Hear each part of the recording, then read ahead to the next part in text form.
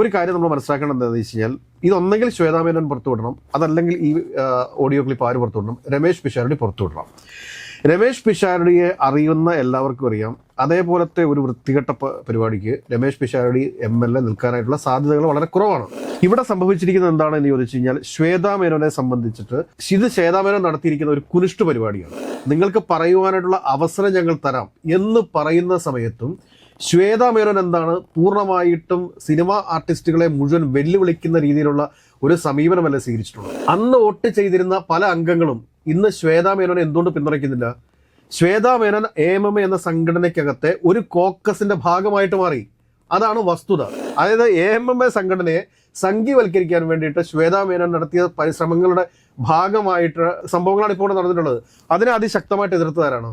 അതിനെ അതിശക്തമായിട്ട് എതിർത്തത് അൻസിബയെ പോലുള്ള ആളുകളാണ്. നമസ്കാരം. അമ്മ സംഘടനയിൽ എന്താ സംഭവിക്കുന്നത്? രാജിവെച്ച് പോയ ശ്വേതാ മേനോൻ തിരിച്ചു വരാനുള്ള നീക്കങ്ങൾ നടത്തുന്നു എന്ന് പറയുന്നു. ഒപ്പം ശ്വേതാ മേനോൻ്റെതായ ഒരു ഓഡിയോ ക്ലിപ്പ് പുറത്തു വരുന്നു. അഡ്വോ കമ്മിറ്റി, നമുക്കറിയാം MLA രമേശ് പിഷാരടിയും മുൻ MLA ഗണേഷ് കുമാറൊക്കെ നയിക്കുന്ന അഡ്വോ കമ്മിറ്റി അവർ അധികാരം ഏറ്റെടുത്തിരുന്നു. അപ്പോൾ അതുമായിട്ട് ബന്ധപ്പെട്ട് ചർച്ചകൾ അവർ കഴിഞ്ഞ ദിവസം ഒരു മീറ്റിംഗ് ഒക്കെ കൂടിയിരുന്നു. അതിന് പിന്നാലെയാണ് ഈ പുതിയ വാർത്തകളൊക്കെ പുറത്തു വരുന്നത്. സത്യത്തിൽ ഈ അമ്മ അല്ലെങ്കിൽ AMMA അതിനുള്ള എന്താണ് സംഭവിച്ചുകൊണ്ടിരിക്കുന്നത്? AMMയെ സംബന്ധിച്ചിട്ട് പറയുകയാണെങ്കിൽ ആദ്യം തന്നെ പറയേണ്ടത് വെച്ചാൽ രമേശ് പിഷാരടിയും ശ്വേതാ മേനോനും കൂടെ തമ്മിലുള്ള ഒരു സംഭാഷണം. ആ സംഭാഷണം സത്യം പറഞ്ഞു കഴിഞ്ഞാൽ നമുക്കത് കേൾപ്പിക്കാൻ വലിയ താല്പര്യമൊന്നുമില്ല. പക്ഷെ എങ്കിൽ തന്നെയും പ്രേക്ഷകർ ഒന്ന് കേൾക്കേണ്ടതുണ്ട് എന്നുള്ളതുകൊണ്ട് കേൾപ്പിക്കാം. അവസരം ഉണ്ടാക്കിയിരിക്കും.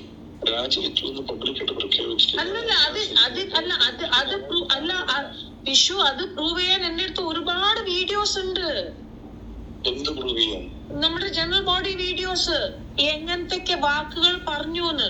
ഒരു സ്ത്രീ തനിച്ചൊരു സ്റ്റേജിൽ 6-7 മണിക്കൂർ ഈ മറ്റേ നമ്മളെ അശ്ലീല വാക്കുകൾ ബാബുരാജ്, ഇടവേള ബാബു, സിദ്ദിഖയും മറ്റേ സുരേഷ് കൃഷ്ണയും മറ്റേ സാദിക്ക, പിന്നെ ഞാൻ പറഞ്ഞുതരാം അപ്പാ ഹാജ, പിന്നെ മജീദ് ക, പിന്നെ ആരാണ് മാല പാർവതി, മായ വിശ്വനാഥ്, എല്ലാരും പറയുന്ന കാര്യങ്ങളെല്ലാം അത്ര ക്ലിയർ ആയ ഓഡിയോസും വീഡിയോസും ഉണ്ട് എന്റെ അടുത്ത്. മീറ്റിംഗ് തുടങ്ങണേന്റെ മുമ്പ് തന്നെ ബാബു രാജേട്ടൻ തുടങ്ങി. മീറ്റിംഗ് തുടങ്ങണേന്റെ മുമ്പേ അതൊക്കെ ഇത് ആവശ്യം നമുക്ക് ഇതിനൊന്നും നമ്മള് ജനറൽ ബോഡി അംഗീകരിക്കൂല. ആദ്യം തന്നെ തുടങ്ങി. പിന്നെ ബാബു രാജേട്ടന്റെ ഓരോ വാക്കുകള്, സിദ്ദിഖാന്റെ ഓരോരോ വാക്കുകള് സ്ത്രീകൾക്ക് ഒച്ചുണ്ടാക്കാൻ പറ്റാത്ത ഒരു സ്ഥാപനമായി മാറിയിട്ടുണ്ട്.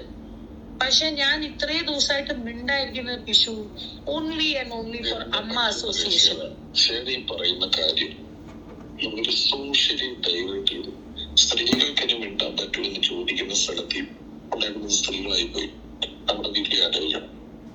മീന, കുറുപ്പ്, ലക്ഷ്മിപ്രിയ, അൻസിബ, മറ്റേ മൂക്കുട്ടിയുടെ പൊക്കമുള്ള പെണ്ണ്, ഇവര് തുടങ്ങി. പൊതുജനങ്ങളുടെ അഭിപ്രായം എന്താ? സ്ത്രീ വന്നപ്പോൾ എല്ലാം പോയി എന്നുള്ളതായില്ലേ? ഞങ്ങൾ അഡ്വക്ക് പഴയ കമ്മിറ്റിക്ക് തിരിച്ചു കൊടുക്കുമെന്ന് പറയാൻ പറ്റില്ല. കാരണം ജനറൽ ബോഡിക്ക് ചെയ്യാൻ അധികാരമുള്ളൂ. അമ്മയുടെ ബൈലോ പ്രകാരം ജനറൽ ബോഡിക്ക് അഡ്വോക്ക് ഉണ്ടാക്കാൻ പറ്റും എന്നാണോ നിങ്ങൾ പറയുന്നത്? പ്രീവിയസ് അഡ്വോക്ക് അവര് 8-10 മാസം അവര് അതേ കമ്മിറ്റിയാണ് മുന്നോട്ട് കൊണ്ടുപോയത്. ആണുങ്ങള് മറ്റേ ലാലേട്ടൻ ഉണ്ടായിരുന്ന കമ്മിറ്റി അഡ്വോക്ക് ആയപ്പോ റൂള് വേറെ, സ്ത്രീകൾ അഡ്വോക്ക് ആയപ്പോ റൂള് വേറെ. അപ്പൊ നിങ്ങൾ പറയൂ, ഒരു കമ്മിറ്റിക്ക് ഒരു റൂള്, വേറെ കമ്മിറ്റിക്ക് വേറെ റൂളാണോ? സഞ്ജീവനി തുടങ്ങാനുള്ള അധികാരം അഡ്വോക്ക് കമ്മിറ്റിക്കില്ല. തുടങ്ങിയോ അധികാരം തുടങ്ങി. അപ്പൊ അത് തെറ്റാണോ? കൊല്ലം തുളസി അങ്കിൾ നമുക്ക് വേണ്ടി പറഞ്ഞപ്പോ അങ്കിളുടെ കയ്യിൽ നിന്ന് മൈക്ക് എന്തിനാണ് സിദ്ദിഖ വലിച്ചത്? അനൂപ് ചന്ദ്രൻ എന്തിനാ അടിക്കാൻ പോയത്? എന്തിനാണ് മല്ലിക സുകുമാരൻ ആന്റിന്റെ കയ്യിൽ നിന്ന് മൈക്ക് പിടിച്ചു വലിച്ചത്? അഡ്വോക്ക് കമ്മിറ്റി ഇപ്പൊ കൂടുന്നിടത്ത് നിങ്ങൾക്ക് ഈ ഒരു ഇത്ര മാസത്തെ കൃത്യമായ ഒരു കണക്ക് നമ്മളെ മുന്നിട്ട് തന്നിട്ട് ഇതിനകത്ത് എന്താ കുഴപ്പമെന്ന് പറയാ. നമ്മൾ നോക്കുമ്പോ അതിനകത്തൊരു കുഴപ്പമില്ല. ജനങ്ങളെയും നമ്മുടെ അംഗങ്ങളെയും നിങ്ങളോടും ഇതിനകത്തൊരു കുഴപ്പമില്ല. ഈ പറഞ്ഞ പ്രശ്നങ്ങളിൽ കണക്കിലില്ല എന്ന് പറയേണ്ടത് നമ്മളല്ലേ? നമുക്ക് ഈ സിയാക്കാരന്റെ അടുത്ത് നിങ്ങൾ വേണ്ട ഇൻപുട്സ് കൊടുത്തിട്ട് നിങ്ങളുടെ ഭരണകാലത്ത് ഒരു അഴിമതിയും ഉണ്ടായിട്ടില്ല. ഇതൊക്കെ പാടുണ്ടെന്ന് പറഞ്ഞാൽ ഇല്ല, അത്രേ ഉള്ളൂ. അത് ഞാൻ പറഞ്ഞല്ലോ, ഒരു കുഴപ്പമില്ല എന്നുള്ളത്. ഇതാ നോക്കൂ, ഏകദേശം 3 മിനിറ്റോളം നീണ്ടു നിൽക്കുന്ന ഒരു സംഭാഷണത്തിന്റെ വീഡിയോ ആണ് ഇന്നിപ്പോൾ പുറത്തു വന്നിരിക്കുന്നത്. ഒരു കാര്യം നമ്മൾ മനസ്സിലാക്കേണ്ടത് എന്താണെന്ന് വെച്ച് കഴിഞ്ഞാൽ ഇതൊന്നെങ്കിൽ ശ്വേതാമേനോൻ പുറത്തുവിടണം, അതല്ലെങ്കിൽ ഈ ഓഡിയോ ക്ലിപ്പ് ആര് പുറത്തുവിടണം? രമേശ് പിഷാരടി പുറത്തുവിടണം. രമേശ് പിഷാരടിയെ അറിയുന്ന എല്ലാവർക്കും അറിയാം, അതേപോലത്തെ ഒരു വൃത്തികെട്ട പരിപാടിക്ക് രമേശ് പിഷാരടി MLA നിൽക്കാനായിട്ടുള്ള സാധ്യതകൾ വളരെ കുറവാണ്. നമ്മൾ ഏറ്റവും വലിയ ഉദാഹരണമായിട്ട് പറയാൻ സാധിക്കുന്നത് എന്താണെന്ന് വെച്ചാൽ മമ്മൂക്കയുമായിട്ട് വളരെ അടുത്ത് നിൽക്കുന്ന ഒരു കക്ഷിയാണ് രമേശ് പിഷാരടി. അതുകൊണ്ട് തന്നെ രമേശ് പിഷാരടിയുടെ ഭാഗത്തു നിന്ന് അങ്ങനത്തെ ഒരു നീക്കം ഒരിക്കലും ഉണ്ടാവത്തില്ല. ജനപ്രതിനിധി കൂടിയാണ്. ഒരു ക്രെഡിബിലിറ്റിക്ക് നിരക്കാത്ത ഒരു പരിപാടി, അല്ലെങ്കിൽ ക്രെഡിബിലിറ്റി നഷ്ടപ്പെടുന്ന ഒരു പരിപാടി അദ്ദേഹം കാണിക്കാൻ വേണ്ടി നിൽക്കുന്നില്ല. ഇവിടെ സംഭവിച്ചിരിക്കുന്നത് എന്താണെന്ന് ചോദിച്ചു കഴിഞ്ഞാൽ, ശ്വേതാ മേനോനെ സംബന്ധിച്ചിട്ട് ഇത് ശ്വേതാ മേനോൻ നടത്തിയിരിക്കുന്ന ഒരു കുനിഷ്ട് പരിപാടിയാണ്. ഈ കുനിഷ്ട് പരിപാടി എന്ന് പറഞ്ഞാൽ എന്താണെന്ന് ചോദിച്ചു കഴിഞ്ഞാൽ, രമേശ് പിഷാരടി MLA അടുത്ത്, അദ്ദേഹം ഇന്ന് MLA ആണ്, ആ MLA അടുത്ത് നടത്തിയിരിക്കുന്ന ഒരു ഫോൺ സംഭാഷണം പുറത്ത് വിടുന്നതോടുകൂടി ശ്വേതാ മേനോന് മുമ്പിൽ നിന്ന് കെഞ്ചുന്ന, അല്ലെങ്കിൽ എത്ര മാന്യമായിട്ടാണ് അതിനകത്ത് രമേശ് പിഷാരടി മറുപടി പറയുന്നത്. നിങ്ങൾക്ക് പറയാനുള്ളത് എന്താണോ അത് മുഴുവൻ ഞങ്ങൾ കേൾക്കാൻ തയ്യാറാണ്, നിങ്ങൾക്ക് പറയുവാനായിട്ടുള്ള അവസരം ഞങ്ങൾ തരാം എന്ന് പറയുന്ന സമയത്തും ശ്വേതാ മേനോൻ എന്താണ് പൂർണ്ണമായിട്ടും സിനിമാ ആർട്ടിസ്റ്റുകളെ മുഴുവൻ വെല്ലുവിളിക്കുന്ന രീതിയിലുള്ള ഒരു സമീപനമല്ല സ്വീകരിച്ചിട്ടുള്ളത്. ഇവിടുത്തെ യഥാർത്ഥ പ്രശ്നം എന്തായിരുന്നു? ഈ AMMA എന്ന് പറയുന്ന സംഘടന, കാരണം അമ്മ സംഘടന എന്നൊക്കെ നമ്മൾ നേരത്തെ വിളിച്ചിരുന്നു, പക്ഷേ അത് ഈ നാട്ടിലെ മുഴുവൻ അമ്മമാർക്ക് നാണക്കേട് ഉണ്ടാക്കും എന്നുള്ളതുകൊണ്ട് തന്നെയാണ് നമ്മൾ AMMA എന്ന പദം ഉപയോഗിക്കുന്നത്. പണ്ട് പ്രാവശ്യം സ്മൃതി പരുത്തിക്കാടും അൻസിബയുമായിട്ടുള്ള ചർച്ചയിൽ അമ്മ എന്ന് വിളിച്ചാൽ മാത്രമേ ഞാൻ ചർച്ചയിൽ പങ്കെടുക്കുകയുള്ളൂ എന്ന് പറഞ്ഞുകൊണ്ട് അൻസിബ ഒഴിഞ്ഞു മാറിയിട്ടുണ്ട്. ആ അൻസിബയ്ക്കാണ് ഇപ്പോഴൊരു പ്രശ്നം വന്നിരിക്കുന്നത്. അൻസിബ നേരിട്ട പ്രശ്നം എന്താണ്? അൻസിബയെ ജിഹാദിയാക്കി ചിത്രീകരിക്കാൻ വേണ്ടി ചില ആളുകൾ പരിശ്രമിച്ചു.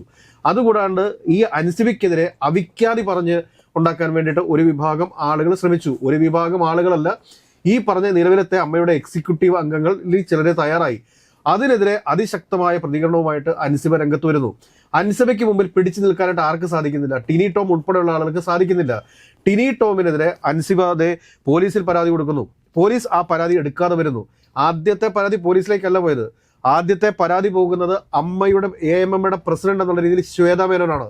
ശ്വേതാ മേനോന് പക്വത ഉണ്ടായിരുന്നെങ്കിൽ, മെച്യൂരിറ്റി ഉണ്ടായിരുന്നെങ്കിൽ ശ്വേതാ മേനോൻ എന്തായാലും ചെയ്യേണ്ടിയിരുന്നത് ആ പ്രശ്നം അൻസിബയെ വിളിച്ചിരുത്തി കാര്യങ്ങൾ കൃത്യമായിട്ട് ചോദിച്ചു മനസ്സിലാക്കി ഒരു പക്ഷത്തിന്റെ ആളായി മാറാതെ AMMA മുഴുവൻ ആളുകളുടെയും പ്രസിഡന്റായിട്ട് നിൽക്കാനായിട്ട് അവർക്ക് സാധിച്ചിട്ടില്ല.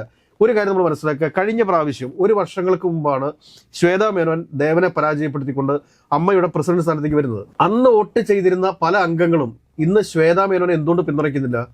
ശ്വേതാ മേനോൻ AMMA എന്ന സംഘടനയ്ക്കകത്തെ ഒരു കോക്കസിന്റെ ഭാഗമായിട്ട് മാറി. അതാണ് വസ്തുത. അൻസിബ എന്നൊക്കെ പറയുന്നത് എത്ര വയസ്സ് പ്രായമുണ്ട്? ഒരു പെൺകുട്ടിയല്ലേ ഇത്? അപ്പൊ അതിനോടൊക്കെ ഇത്രയും എക്സ്പീരിയൻസ്ഡ് ആയിട്ടുള്ള ആളുകൾ, ടിനി ടോം ഒന്നും അധികം സിനിമകളിലൊന്നും അഭിനയിച്ചിട്ടില്ല എങ്കിൽ തന്നെയും ഇത്രയും സീനിയർ ആയിട്ടുള്ള ഒരു ആർട്ടിസ്റ്റ് അല്ലേ ടിനി ടോം? അതുകൂടാതെ തന്നെ ഈ പറഞ്ഞ ശ്വേതാ മേനോൻ എത്രയോ സീനിയർ ആയിട്ടുള്ള ഒരു ആർട്ടിസ്റ്റാണ്. താരതമ്യേന ജൂനിയർ ആയിട്ടുള്ള ഒരു ആർട്ടിസ്റ്റിന്റെ പരാതിയെ അത് വേണ്ട രീതിയിൽ പരിഹരിക്കാതെ അതിങ്ങനെ ഇട്ട് പുഴിപ്പിച്ച് നാശമാക്കി കളഞ്ഞു എന്നുള്ളതാണ് സത്യം. ഇതിനിപ്പോൾ എനിക്ക് തോന്നുന്നില്ല മമ്മൂട്ടിയെ പോലെ മോഹൻലാലിനെ പോലെയൊക്കെയുള്ള ആർട്ടിസ്റ്റുകൾ ഇതിന് തയ്യാറാവുമെന്ന്. ഇന്ന് ഈ ഓഡിയോയ്ക്കകത്ത് വ്യക്തമാകുന്ന കാര്യം എന്താണ്? മല്ലിക സുകുമാരൻ പൃഥ്വിരാജ് സുകുമാരന്റെ അമ്മ കൂടിയാണ് അദ്ദേഹം. ഇന്ദ്രജിത് സുകുമാരന്റെ അമ്മ കൂടിയാണത് അവര്. അപ്പോൾ അവരുടെ കയ്യിൽ നിന്ന് മൈക്ക് തട്ടിപ്പറിച്ചു എന്നുള്ള രീതിയിലുള്ള ഒരു പ്രസ്താവനയാണ് വന്നിരിക്കുന്നത്. ഈ പ്രസ്താവനയൊക്കെ വളരെ ഗുരുതരമായ പ്രശ്നങ്ങൾ ഈ സംഘടനയ്ക്കകത്തുണ്ടാക്കും. പണ്ട് മുതലേ AMMAയുമായിട്ട് സഹകരിക്കാതെ മാറി നിൽക്കുന്ന ഒരു വ്യക്തിയാണ് പൃഥ്വിരാജ് എന്ന് പറയുന്നത്. പൃഥ്വിരാജിന്റെ നേതൃത്വത്തിൽ ഒരു കോക്കസ് ഉണ്ട്. കാര്യം മോഹൻലാലുമായിട്ടൊക്കെ വളരെ അടുത്ത ബന്ധം കാത്തു സൂക്ഷിക്കുന്ന ആളാണ് പൃഥ്വിരാജ് സുകുമാരൻ എന്ന് പറഞ്ഞാലും കൃത്യമായ നിലപാടുകളുമായിട്ട് ഒരു പക്ഷത്ത് നിൽക്കുന്ന ആളുകളാണ്. അതുകൂടാതെ തന്നെ WCC രൂപം കൊണ്ട സമയത്ത് ആ WCCക്ക് പരിപൂർണമായ പിന്തുണ കൊടുത്ത് അവരുടെ കൂട്ടത്തിൽ നിന്ന ഒരാൾ കൂടിയാണ് പൃഥ്വിരാജ് എന്ന് പറയുന്നത്. അപ്പൊ ആ പൃഥ്വിരാജിന്റെ അമ്മയുടെ കൈകളിൽ നിന്ന് കൂടിയിട്ടാണ് ഈ മൈക്ക് തട്ടിപ്പറിച്ചിരിക്കുന്നത് എന്ന് പറയുമ്പോഴത്തേക്ക് അതിനെ ഒന്നും നമുക്ക് വെറുതെ ഒരു ഇതാക്കി വിട്ടുകളയാൻ വേണ്ടി സാധിക്കത്തില്ല. അപ്പോൾ അവിടെ നിന്നൊക്കെ കിട്ടുന്ന പിന്തുണ കൊണ്ട് തന്നെയാണ് രാജിവെച്ചു, ഞാൻ AMMA സംഘടനയിൽ നിന്ന് രാജിവെച്ചു എന്ന് പത്രക്കാരെ കണ്ട് മുഴുവൻ പത്രമാധ്യമങ്ങളിലും വിളിച്ചു പറഞ്ഞതിന് ശേഷവും രാജിവെക്കാതെ ആ AMMA ഓഫീസിന്റെ ക്യാബിനും പൂട്ടി അവിടുത്തെ ഡോക്യുമെന്റുകളൊന്നും ഹാൻഡ് ഓവർ ചെയ്യാതെ ഒഫീഷ്യൽ റിസിഗ്നേഷൻ ലെറ്റർ നൽകാതെ ശ്വേതാ മേനോനൊക്കെ വീണ്ടും ഒരു ഗെയിമിന് ഇറങ്ങിയിരിക്കുന്നത് എന്നുകൊണ്ട് നമ്മൾ മനസ്സിലാക്കാനായിട്ട്. അല്ലാണ്ട് ഒരാളുടെയും പിന്തുണയില്ലാതെ ശ്വേതാ മേനോൻ തനിച്ച് ഇങ്ങനെ ഒരു തീരുമാനത്തിലേക്ക് വരുമോ? അപ്പൊ അതായത് ഒഫീഷ്യലി രാജിവെച്ചിട്ടില്ല എന്നാണോ പറയുന്നത്? ഒഫീഷ്യലി ഇവർ രാജിവെച്ചിട്ടില്ല എന്നാണ് പറയുന്നത്. കാരണം അപ്പോൾ പിഷാരടി ചോദിക്കുന്നത് എന്താണ്? പിഷാരടി ചോദിക്കുകയാണ്, നിങ്ങൾ രാജിവെച്ചു എന്ന് പറഞ്ഞില്ലേ? പൊതുയോഗത്തിന് മുമ്പാകെയല്ലേ പറഞ്ഞു, അതുകൊണ്ടല്ലേ പുതിയൊരു അഡ്ഹോക് കമ്മിറ്റി വന്നത്. അപ്പോൾ ഉടനെ ശ്വേതാ മേനോന്റെ മറുചോദ്യമാണ്, ഇതിനു മുമ്പ് ലാലേട്ടൻ രാജിവെച്ചപ്പോഴത്തെ അഡ്ഹോക് കമ്മിറ്റി എന്ന് പറയുന്നത് അത് തന്നെ ആയിരുന്നല്ലോ.